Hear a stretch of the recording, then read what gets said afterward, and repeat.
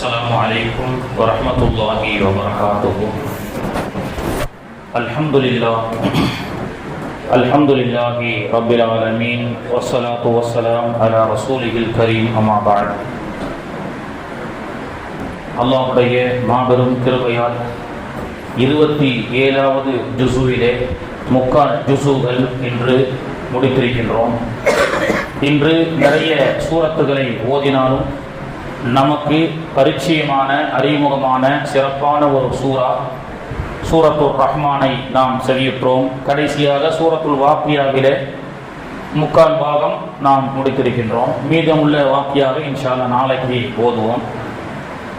அல்லாஹ்வுடைய கிருபையில அர் ரஹ்மான் சூராவை பற்றி நிறைய சிறப்புகள் இருக்கு. ஆன்மீக ரீதியாகவும் பேசலாம், ஆராய்ச்சி ரீதியாகவும் பேசலாம். ஒரு 2 நாளாக வாட்ஸ்அப்பில் ஒரு தகவல் வந்துகிட்டு இருக்கு. சுனிதா வில்லியம்ஸு ஆராய்ச்சிக்காக விண்வெளிக்கு போனதாகவும், அங்கே அவர்கள் குர்ஆனை முழுமையாக ஓதியதாகவும், அங்கே குதிரை வீரர்களை எல்லாம் பார்த்ததாகவும், மீண்டும் ஒரு பயணம் குர்ஆனை ஆய்வு செய்து செல்லுவோம் அப்படின்னு சொல்லி, இத்துடன் பிபிசி அப்படின்னு சொல்லி ஒரு புரளி. அந்த மெசேஜ் யாருக்கும் ஃபார்வர்ட் பண்ணாதீங்க, அது தவறான தகவல். அந்த அம்மா வரைக்கும் அதை ஃபார்வர்ட் பண்ணி நம்ம ஆளுங்க பண்ண சேட்டை இருக்குல்ல, அந்த அம்மா பிபிசிலே சொல்லிருச்சு இந்த மாதிரி ஒன்று நான் இது சொல்லவே இல்லைன்னு சொல்லி. ஆனால் அந்த அம்மா சொல்ற மாதிரி இருந்ததுன்னு சொன்னா அல்லாஹு அஅலம். ஆனாலும் அல்லாஹ் என்ன சொல்றான்னா, யா மஅஷரல் ஜின்னி வல் இன்சி, ஓ மனித வர்க்கமே ஜின் வர்க்கமே, இனிஸ்ததஅதும் அன் தன்ஃபுது மின் அக்தாரிஸ் ஸமாவாதி வல் அர்தி ஃபன்ஃபுது, வானலோகத்திற்கோ சந்திர மண்டலத்துக்கோ நீங்கள் போவதாக இருந்தால் போய்கொள்ளுங்கள். அல்லாஹ் அந்த வசனத்துல சொல்வதன் மூலமாகவே போகலாம், ஒரு மனிதர்கள் சந்திர மண்டலத்துக்கு போகலாம் அப்படின்றது அர் ரஹ்மான் சூரா சொல்லி கொடுக்கிறது. 1400 வருஷத்துக்கு முன்னாடி அல்லாஹ் சவால் விட்டு ஒவ்வொரு செய்தியா அர் ரஹ்மான்ல சொல்றான். இதுல இது ஒரு செய்தி, யா மஅஷரல் ஜின்னி வல் இன்சி இனிஸ்ததஅதும் அன் தன்ஃபுது மின் அக்தாரிஸ் ஸமாவாதி வல் அர்தி ஃபன்ஃபுது, எந்த பூமி வானம் கோள்கள் சந்திர மண்டலம் எங்கு சென்றாலும் அல்லாஹு தான் அங்கே ஆட்சி புரிவான், அல்லாஹுடைய ஆட்சி தான் அங்கே நடைபெறும் அப்படின்னு அல்லாஹு தஆலா எங்கே வேணாலும் போய்க்கோ, துனியாவிலே கடலிலே அல்லது வானத்திலே, எல்லை கோட்டை அல்லாஹு தஆலா எவ்வளவெல்லாம் சக்தி கொடுக்கிறானோ அங்கே எல்லாம் போக முடியும். ஆனால் அங்கே சென்றாலும் அங்கும் அல்லாஹுடைய ஆட்சி இருக்கும். ஃபபி ஐயி ஆலாஇ ரப்பிக்குமா துகத்திபான், இது ஜின்களாகிய ஆண் வர்க்கம் பெண் வர்க்கம், ஆண்கள் மனிதர்களாகிய ஆண் வர்க்கம் பெண் வர்க்கம், யார் இதை பொய்ப்பிக்க முடியும் அப்படின்னு அல்லாஹு தஆலா சொல்றான். அர் ரஹ்மான் புதைந்து கிடக்கக்கூடிய பொக்கிஷம். ஹலகல் இன்சான மின் ஸல்ஸாலின் கல் ஃபஹார் வ ஹலகல் ஜான்ன மின் மாரிஜின் மின் நார், இறந்துவிட்ட மனிதனை மண்ணில் நாம் படைத்தோம், குலைத்த களிமண்ணால் மனிதனை நான் படைத்தேன். வேண்டுமென்றால் உனக்கு சந்தேகம் இருந்தால் மனிதன் இறந்து விட்டால் அவனை புதைத்து பார், அவன் மண்ணோடு மண்ணாக அவன் ஆக்கப்படுவான் என்று அல்லாஹு தஆலா சவால் விட்டு சொல்லி காட்டுகின்றான். தண்ணியிலிருந்து ஐஸ் கட்டி வருது, ஐஸ் கட்டியை மீண்டும் தண்ணியில போட்டா தண்ணியோடு கரைகிற மாதிரி குலைத்த களிமண்ணால் மனிதனை படைத்தோம், வேண்டுமென்றால் அவனை அடக்கம் செய்து பார், அவன் மண்ணோடு மண்ணாக அவன் ஏற்றுக்கொள்வான், அந்த மண்ணோடு மண்ணாக கரைக்கப்படுவான் அப்படின்னு அல்லாஹு தஆலா சொல்லிய செய்தி. இன்னொரு செய்தியை ரசூலுல்லாஹ் சொல்றாங்க, முஸ்லிம் ஷரீஃப்ல பதிவு செய்யப்படுகிறது. மனிதன் புதைக்கப்பட்டாலும் எரிக்கப்பட்டாலும் அல்லது எங்கேனும் கடலிலே அவன் கரைந்து விட்டாலும் மனிதனுடைய பின்னங்கால் முதுகில் இருக்கக்கூடிய உள்வால் எலும்பு துண்டு ஒன்று மட்டும் அழியாது, அதை அல்லாஹு தஆலா பாக்கியாகவே வச்சிருப்பான். கியாமத்து நாள்ல எல்லாரும் சூர் ஊதப்பட்ட பிறகு, உலகம் அழிந்ததற்கு பிறகு ஒரு மழை பொழியும். அந்த மழை பொழிந்ததற்கு பிறகு பூமியிலிருந்து மரத்தை போன்று ஒவ்வொருத்தர்கள் எந்திரிப்பார்கள் அப்படின்னு அல்லாஹ்வுடைய தூதருடைய ஒரு ஹதீஸ் முஸ்லிம் ஷரீஃப்ல பதிவு செய்யப்படுகிறது.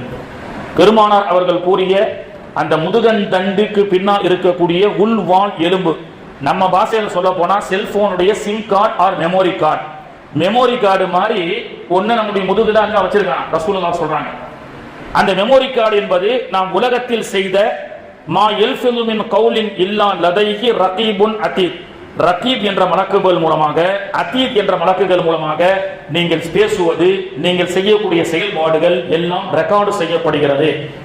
அந்த ரெக்கார்டிங் ஃபுல்லா அந்த சிப்புல அல்லாஹ் சேர்த்து வச்சிருவான். நமக்கு முன்னாடி மெமோரி கார்டு இருக்கும்.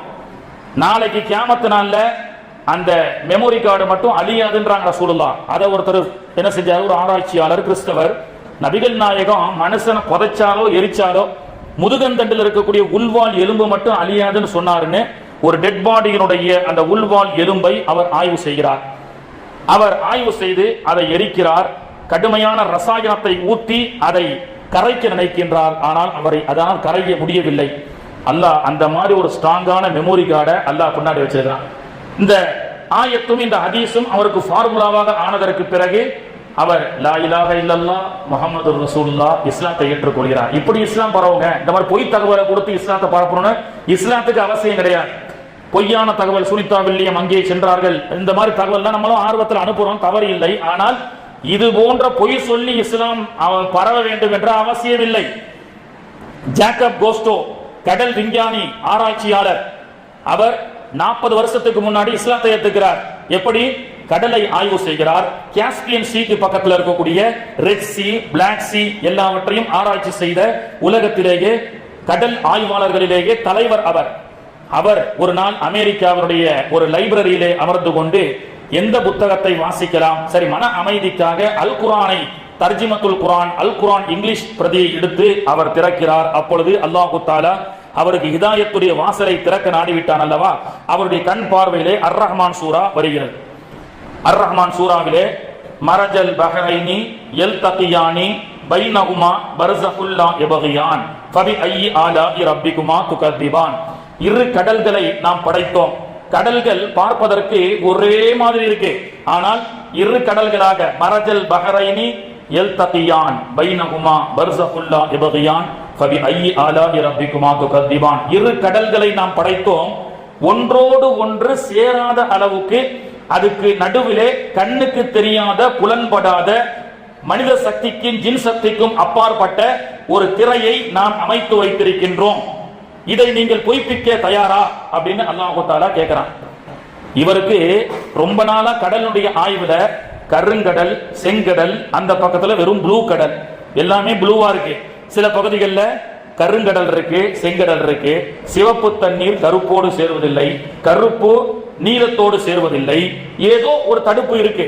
அவருக்கு ரொம்ப நாளா ஒரு டவுட், என்னடா தண்ணி லாஜிக்கே இல்லாம ஒரு எந்த ஒரு தடுப்பும் இல்லாமல் ஒரே மட்டமாக இருக்கக்கூடிய சேர்ந்து இருக்கக்கூடிய ஒரு கடல்ல கருப்பு என்றும் சிவப்பு என்றும் நீல நிறம் என்றும் தனித்தனியாக இருக்கிறது அப்படி என்ற ரகசியம் அவருக்கு ரொம்ப நாளாக இருந்தது. ஆனால் அந்த ரகசியத்தை 1400 ஆண்டுகளுக்கு முன்பதாக அல்லாஹ் அருள்மறையிலே சொல்லி அவர் சமீபத்தில் அவர் ஆராய்ச்சியிலே அந்த தஃப்சீரிலே அவர் பார்த்ததற்கு பிறகு அவர் உடனே மீடியாவுக்கு பேட்டியளித்தார். அது மறைக்கப்பட்டது.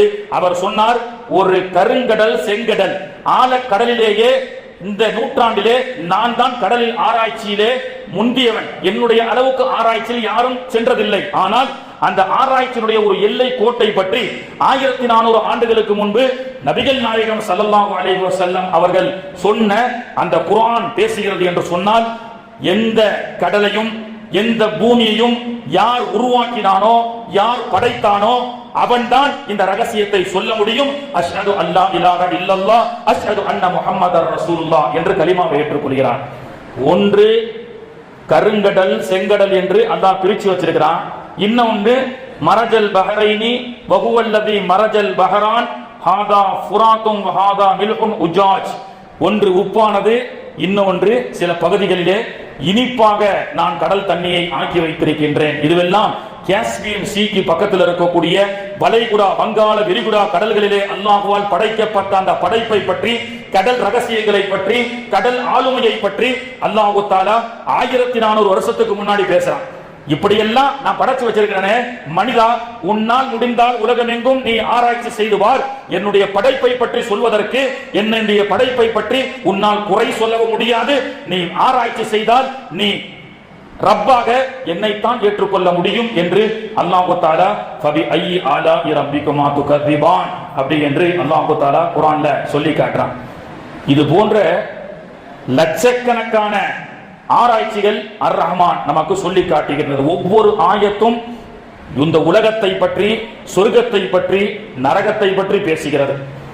இந்த அர் ரஹ்மான் சூராவுல சும்மா சாதாரணமா நம்ம வீட்டுல நம்ம பெண்கள் நாமெல்லாம் இருக்கிறோம், அம்மம் போட்டிருக்குன்னு சொல்றாங்க. அம்மை போட்டிருக்கு. இன்னைக்கு வரைக்கும் பெண்கள் இடத்துல என்னதான் தொழுதுருப்பாங்க, அஜிக்கெல்லாம் போயிருப்பாங்க, 5 வேளை தொழுவாங்க. அம்மா போட்டா அம்மன் என்ற ஒரு சாமி வந்து இந்த உடம்புல ஏறி இருக்கு. எனவே அந்த அம்மனுடைய அருள் நமக்கு கிடைக்கணும். எனவே அம்மன் கோவில்ல, மாரி அம்மன் கோவில்ல, மாரியம்மன் சொல்லக்கூடாது, மேரி அம்மன். மாரின்னு சொல்றது மரியம் அலைஹிஸ்ஸலாம் தான் சொல்றாங்க. நாம மரியம், மரியம் அலைஹிஸ்ஸலாம்ன்றோம். கிறிஸ்தவர்கள் மேரி அம்மா அப்படின்றாங்க. இந்துக்கள் மாரி அம்மான்றாங்க. மாரியம்மன் கோவில மேரியம்மன் கோவில் சொல்லி பாருங்க, மரியம்மன் கோவில் சொல்லி பாருங்க. ஏதோ 2000 வருஷத்துக்கு முன்னாடி வாழ்ந்த அந்த புனிதவதியை, அதனுடைய புகழை இஸ்லாம் மட்டும்தான் எப்படி கண்ணியப்படுத்தணும்னு சொல்லுது. மற்ற மதங்கள் எல்லாம் எப்படி எப்படியோ அந்த கண்ணியப்படுத்தக்கூடியவர்களே கடவுளாக மாற்றி விட்டார்கள். இதுதான் வித்தியாசம்.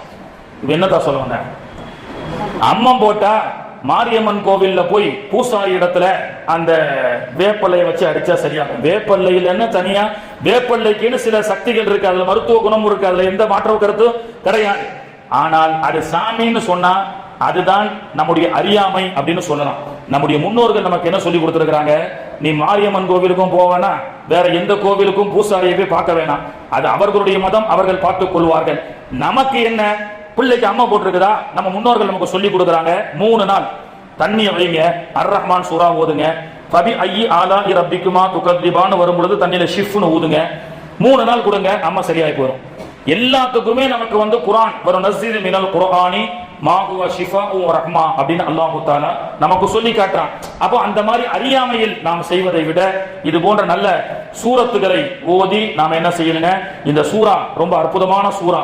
இப்னு மஸ்ஊத் ரலியல்லாஹு அன்ஹு அவர்களுக்கு நல்ல மனப்பாட சக்தி. ஆடு மேய்த்து கொண்டிருந்த இளைஞரை பெருமானார் அவர்கள் நல்ல திறமசாலியா இருக்கிறீன்னு தன்னுடைய கரம் பிடித்து கூப்பிட்டு வந்தார்கள் இப்னு மஸ்ஊத் ரலியல்லாஹு அன்ஹு அவர்கள். இந்த அர் ரஹ்மான் சூரா மக்காவுல முதல்ல இறங்குது. இப்னு மஸ்ஊதுடைய மெமரி பவர் எப்படி தெரியுமா, ஜிப்ரீல் ரசூலுல்லாஹ் கிட்ட ஓதுறாங்க, ரசூலுல்லாஹ் மெமரி மனப்பாடம் பண்ணிட்டாங்க. இந்த சூரா இறங்கி இருக்கு அப்படின்னு சொல்லி அர் ரஹ்மான் அல்லமல் குர்ஆன் ரசூல் ஸல்லல்லாஹு அலைஹி வஸல்லம் ஓதுறாங்க. சரியா, நாமளும் தொழுகையில கேட்டோமா இல்லையா, எத்தனை பேர் மனப்பாடம் பண்ணிட்டோம். ஆனா இப்னு மஸ்ஊத் என்ன செஞ்சார் தெரியுமா, ஒரு டைம் கேட்டாருன்னா, யா ரசூலல்லாஹ் நான் ஓதுறேன் கரெக்டா இருக்கான்னு பாருங்கன்னு. அந்த அளவுக்கு மெமரி பவர். அல்லாஹ் தஆலா இந்த பிள்ளைகளுக்கு நமக்கு அந்த ஞாபக சக்தி அல்லாஹ் தருவானாக. மிகப்பெரிய திறமைசாலி இப்னு மஸ்ஊத் எழுந்திருச்சு ஓதுறாங்க. ஓதிட்டு மக்காவுல அன்று 365 சிலைகள் இருந்த அந்த ஹரம்லே சென்று அவர்கள் அர் ரஹ்மான் அல்லமல் குர்ஆன் ஹலகல் இன்சான் ஓத ஆரம்பிச்ச உடனே அபூ ஜஹலால தாங்க முடியல. உடனே இப்னு மஸ்ஊதை ஓங்கி அறைந்தான் அந்த ரவுடி. இப்னு மஸ்ஊத் ரலியல்லாஹுடைய காது பிஞ்சி ரத்தம் கொட்டுது. அந்த சோனை பிஞ்ச நிலையிலேயே அல்லாஹ்வுடைய தூதரிடத்துல, யா ரசூலல்லாஹ், அர் ரஹ்மான் சூரா இறைவனுடைய ஏகத்துவத்தையும் மனிதர்களிடத்தில் சவாலிட்டு சொல்லக்கூடிய அந்த சூரா. எனவே ஹரம்ல காபால போய் ஓதுன அபூ ஜஹல் பாவியன் அடிச்சிட்டான் அப்படின்னு ரசூலுல்லாஹ் கிட்ட போகும் பொழுது பெருமானார் அவர்கள் பார்த்துவிட்டு ஒரு விதமாக சிரித்தார்கள். இப்னு மஸ்ஊதுக்கு அப்ப தெரியல, என்னடா ரசூலுல்லாஹ் இடத்துல அடிபட்டு வலிக்குதுன்னு வந்தா பெருமானார் அவர்கள் சிரிக்கிறாங்களே. அல்லாஹ் ரசூலுடைய திட்டமே வேறங்க. இன்னைக்கு அப்பாவி குழந்தைகள் எல்லாம் இறந்து கிடக்கக்கூடிய காட்சி பலஸ்தீனத்தில் பார்க்கும் பொழுது கண்ணீர் எல்லாம் கண்களில் கண்ணீர் வடிகிறது. ஒரு பக்கத்துல நோன்பு கஞ்சியோ அல்லது ஏதோ ஒரு சீரணி ஊத்துவதற்காக பள்ளிவாசல்ல சட்டிய எடுக்கிறாங்க. 100 பேருக்கு உண்டான அந்த உணவை 1000 மக்கள் எனக்கு கொடு உனக்கு கொடுன்னு போட்டி போடுறாங்க. அந்த சட்டிகளை வலித்து சாப்பிடக்கூடிய அளவுக்கு உண்டான வறுமை பலஸ்தீன மக்களுக்கு. அப்படி பார்க்கும் பொழுது அல்லாஹ்வுடைய திட்டம் என்னவென்று நமக்கு புரியவில்லை. ஆனால் சில பிஞ்சு குழந்தைகளையும் அப்பாவி பிள்ளைகளையும் அல்லாஹ் அழைத்துக் கொண்டான். ஏன் தெரியுமா, இந்த பூமியில நீ கஷ்டப்பட்டது போதும், நீ என்னிடத்துல வந்துரு, சொர்க்கத்துல சுகமா இரு அப்படின்றதுக்காக என்னன்னு தெரியல அல்லாஹ் தஆலா அந்த பிஞ்சு குழந்தைகளை எல்லாம் அழைத்துக் கொண்டிருக்கின்றான். நீ ஹயாத்தா இருந்து நீ அங்க கஷ்டப்படாத, நீ என்னிடத்தில் வா அப்படி என்று. அப்படித்தான் அவர்களும் விளங்கி கொண்டார்கள். சொர்க்கத்தில் இந்த உலகத்தில் இருந்து கஷ்டப்படுவதை விட இந்த கஷ்டத்திற்கு உண்டான முடிவை அல்லாஹ் கொடுத்த காரணத்தினால் ஷஹாதத்தை ஏற்றுக்கொண்டார்கள். முத்தமிட்டு ஏற்றுக்கொள்ளக்கூடிய மக்களாக அந்த பலஸ்தீன மக்கள் இருந்தார்கள். மரணம் என்பது நமக்கு என்னைக்குமே துக்கம் கிடையாது. அப்போ இந்த சிரிச்ச உடனே அவருக்கு புரியல, என்னடா ரசூலுல்லாஹ் வலின்னு சொன்னா நம்மளை பார்த்து சிரிக்கிறாங்க, ஒருவேளை நம்ம அழுவுறது அவங்களுக்கு கேலியா தெரியுதா அப்படின்னு நினைச்சிட்டாரு. அந்த சிரிப்புக்கு அர்த்தம் அப்போ தெரியல. காலங்கள் உருண்டோடியது. ஹிஜ்ரி 2 பத்ர் யுத்தம் நடந்ததா இல்லையா, அதிலே அபூ ஜஹலை முஆத் கீழே சாய்த்தாலும் அபூ ஜஹலை கொலை செய்தது இப்னு மஸ்ஊத் ரலியல்லாஹு அன்ஹு அவர்கள். அவர்களாலேயே அவன் கொல்லப்பட்டான். எவன் காத அறுத்து இவர்களுக்கு நோவினை கொடுத்தானோ அதை கொண்டு அர் ரஹ்மானுடைய வரக்கத்தை கொண்டு அல்லாஹ் தஆலா இவனுடைய கையால், இப்னு மஸ்ஊதுடைய கையால் என்ன செய்யப்பட்டான்? அபூஜஹல் கொலை செய்யப்பட்டான். கொலை செய்யப்பட்டதற்கு பிறகு இப்னு மஸ்ஊத் வருகிறார், யா ரசூலல்லாஹ், அந்த கொடிய பாவி, மகா பாவி என்ன அடிச்சானே, அவன் செத்து கிடக்கிறான் சொல்லும் பொழுது அந்த சிரிப்பை ரசூலுல்லாஹ் சிரித்து காட்டினார்கள். அப்பொழுதுதான் இப்னு மஸ்ஊதுக்கு தெரிந்தது, அர் ரஹ்மான் சூரா ஓதி அபூஜஹல் அடிக்கப்படும் பொழுது அல்லாஹ் அபூஜஹல் என்னுடைய கையால் கொலை செய்யப்படக்கூடிய காட்சியை ரசூலுல்லாஹ்வுக்கு அன்னைக்கே காமிச்சிட்டான். அதை பார்த்து தான் ரசூலுல்லாஹ் சிரிச்சாங்க. இன்னைக்கு உன் காதை உடைச்சிருக்கிறான், அதை பார்த்து ரசூலுல்லாஹ் பரிதாபப்படுறதை விட அவங்க சிரிக்கிறாங்கன்னா 3 வருஷம் 4 வருஷத்துக்கு பிறகு நடக்கக்கூடிய செய்தியை அல்லாஹ் காட்டுறான். எப்படி? அந்த எந்த குடியவன் அபூஜஹல் அவரை அடித்தானோ அதே அவருடைய கையால் அல்லாஹ் திருப்பி அடிக்க வைப்பான். அப்போ உலகத்துல நம்மளை ஏளனமா பாக்குறாங்க, அவங்க முன்னாடி நம்ம நல்லா வாழ்ந்து காட்டணும் அப்படின்னு சொல்றோம் இல்லையா? நம்ம வாழவே கூடாதுன்னு நினைக்கிறவங்களுக்கு நாம கொடுக்கக்கூடிய பெரிய தண்டனை நாம சிறப்பா வாழ்ந்து காட்டணும் அப்படின்றது தானே வசனங்கள்லாம் டிவியில பேசுறாங்க. அப்படி வாழ வேண்டும் என்று சொன்னால் அர் ரஹ்மான் சூராவை ஓதுங்கள். அர் ரஹ்மான் சூராவிலே சிறப்பு இருக்கிறது. அத்தகைய இப்னு மஸ்ஊத் ரலியல்லாஹு அன்ஹு அவர்கள் தான் மரண படுக்கையிலே இருக்கிறார்கள். குலஃபாயிர் ராஷிதீனுடைய காலம், உமர் ரலியல்லாஹுடைய காலம் என்று நினைக்கிறேன். ரொம்ப மூத்த வயசு. இப்னு மஸ்ஊத் கலீஃபா கேட்கிறார்கள், ரொம்ப உடல்நிலை சரியில்லாம இருக்கீங்களே, உங்களுக்கு ஏதேனும் பென்ஷன் திட்டத்திலிருந்து ஓய்வூதியம் ஏதாவது கொடுக்கணுமா? அந்த பென்ஷன் திட்டமே பத்ர் சஹாபாக்களுடைய உள்ளதுல உமர் ரலியல்லாஹுடைய காலத்துல கொண்டு வந்தது. இன்னைக்கு உலகத்துல பென்ஷன் கொடுக்குறாங்களே, ராணுவ வீரர்களுடைய பென்ஷன், முதியவர்கள் சீனியர் சிட்டிசன் பென்ஷன் என்பது இந்த திட்டத்தை உமர் ரலியல்லாஹு கொண்டு வந்தது. பத்ர் சஹாபாக்கெல்லாம் வயசாகி பிற்காலத்துல ரொம்ப நலிவடைஞ்சு கஷ்டப்படும் பொழுது உமர் ரலியல்லாஹு அன்ஹு அவர்கள் பத்ர் பென்ஷன் திட்டத்தை கொண்டு வந்தார்கள். பத்ர் சஹாபாக்கள் மூத்தவர்கள், இந்த இஸ்லாத்திற்காக உயிரை கொடுக்க புரிந்தவர்கள், கஷ்டப்பட்டவர்கள், ஆரம்ப சீனியர் சிட்டிசன், அவர்களுக்கெல்லாம் பென்ஷன் திட்டத்தை உமர் ரலியல்லாஹு கொண்டு வந்தாங்க. அப்படி இவங்க எல்லாம் மூத்த சஹாபாக்கள் அல்லவா, நிதிகள் ஏதேனும் வேணுமா? ஏன்னா நீங்க எல்லாம் சுத்தி பெண் பிள்ளைகள் வச்சிருக்கீங்களே, அவருக்கு நிறைய பெண் பிள்ளைகள், இப்னு மஸ்ஊத் ரலியல்லாஹு பெண் குமர்கள் இருந்தாங்க. அப்ப உடனே படுத்த படுக்கையில் இருந்த சக்கராத்துல இருக்கக்கூடிய இப்னு மஸ்ஊத் சொன்னாங்க, பெண் குழந்தைகளுக்கு எந்த உதவியும் வேண்டாம், ஏன்னா என்னுடைய பெண் குழந்தைகளுக்கு நான் நிறைய சொத்து சேர்த்து வைத்திருக்கின்றேன். என்ன சொத்து தெரியுமா? டெய்லி சூரத்துல் வாக்கியாவை ஓதக்கூடிய பழக்கத்தை என் பிள்ளைகளுக்கு கற்றுக் கொடுத்திருக்கிறேன். என் பெண் பிள்ளைகளுக்கு உங்களுடைய கஜானாவினுடைய காசு பணமோ தங்கமோ தேவையில்லை. ஏனென்றால் அல்லாஹ்வுடைய தூதர் அவர்கள் சொன்னார்கள், யார் சூரத்துல் வாக்கியாவை அனுதினமும் ஓதுவார்களோ வறுமையே வராது. அந்த ஹதீஸ் இருக்கு. எந்த அளவுக்குன்னு சொன்னா, வறுமை என்பது அபதா அப்படின்னு சொன்னாங்க, என்னைக்குமே வராது. அதனால என் பிள்ளைகளுக்கு சூரத்துல் வாக்கியாவை நான் கத்துக் கொடுத்திருக்கிறேன். அல்லாஹ்வுடைய தூதர் அவர்கள் சூரத்துல் வாக்கியாவை அனுதினமும் ஓதக்கூடிய பிள்ளைகளுக்கு வறுமை வராதுன்னு சொன்னாங்க. எப்படி சொல்றாங்க? என்னத்தா நிறைய பெண் பிள்ளைகள் இருக்கு, எப்படி இல்லத்தா மருமகன் நல்ல பிரான்ஸ்ல, துபாயில, அமெரிக்கா நல்லா சம்பாதிக்கிறாரு, மெட்ராஸ்ல நிறைய அபார்ட்மெண்ட் கட்டி விட்டுருக்கிறேன், ஒவ்வொரு பிள்ளைக்கும் மாசம் ஆச்சுன்னா 1 லட்சம் ரூபாய் வருதுதா அப்படின்னு நம்ம சொல்றோம்ல, அந்த மாதிரி மரணப்படுக்கை அவர் சொல்றாரு, என் பெண் பிள்ளைகளுக்கு வாக்கியா மனப்பாடம் பண்ண வச்சிட்டேன், அவங்க நல்லா இருப்பாங்க அப்படின்னு சொன்னாங்க. இந்த நம்பிக்கை நமக்கு வர வேண்டும். அல் குர்ஆனை அதிகமாக ஓத வேண்டும். யாசீன், வாக்கியா போன்ற முக்கியமான அந்த சூறாக்களை நம்முடைய பிள்ளைகளுக்கு மனப்பாடம் செய்ய வைக்க வேண்டும். மனப்பாடம் செய்து அந்த பிள்ளைகளை ஓத வைக்க வேண்டும். அல்லாஹ் தஆலா தௌஃபீக் செய்வானாக. ஆமீன். பிஸ்மில்லாஹிர் ரஹ்மானிர் ரஹீம். நவைது சௌஃப கதி அனலாயி வ ரமலான ஹாதிஹி ஸனதி